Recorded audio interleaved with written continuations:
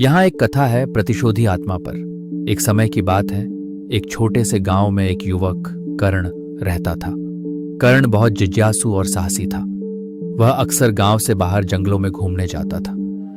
एक दिन उसे जंगल में एक पुरानी और टूटी फूटी कब्र मिली। उसकी जिज्ञासा बढ़ गई और उसने सोचा कि वह कब्र का मुआयना करेगा। जब उसने कब्र को ध्यान से देखा तो उसने पाया कि उस पर कुछ अजीब संकेत बने हुए थे।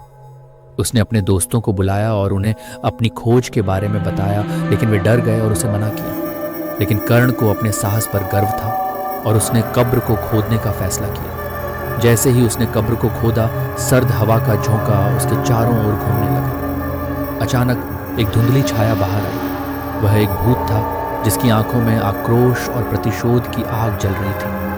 भूत ने कर्ण को भयभीत कर दिया और कहा, तूने मेरी शांति को भंग किया है, अब तुझे मेरी सजा भुगतनी होगी। कर्ण ने डरते हुए कहा, मुझे माफ कर दो, मैंने जानबूझकर ऐसा नहीं किया। लेकिन भूत ने उसकी बातों को अनसुना कर दिया और उसे प्रताड़ित करने लगा। हर रात कर्ण को अजीब आवाजें सुनाई देती थीं और वह लगातार भयभीत रहने लगा। कर्ण के दोस्तों ने देखा कि वह बहुत परेशान है। उन्होंने सलाह दी कि किसी साधु या पुजारी से मदद मांगी जाए। अंत में कर्ण ने एक ज्ञानी बाबा की शरण ली।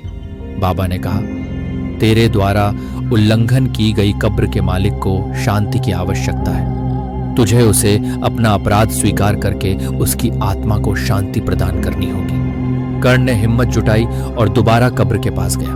उसने गहरी सांस ली और कहा, मुझे खेद है कि मैंने तेरी कब्र को नुकसान पहुंचाया।